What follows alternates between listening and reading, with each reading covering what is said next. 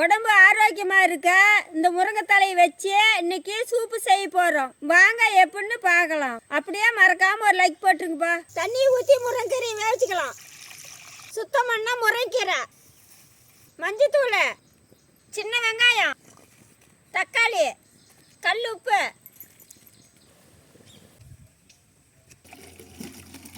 வேவிச்சே வடிகட்டின முருங்கைத்தலை, இஞ்சி ஒரு துண்டு போட்டுக்கலாம், பூண்டு, கொத்தமல்லி, சீரகம்,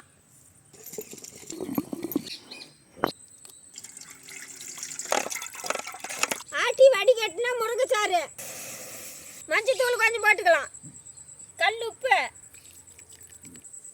சூப்பு ரெடி ஆயிடுச்சு. கொஞ்சம் மிளகு தூள் போட்டு இறக்கலாம்.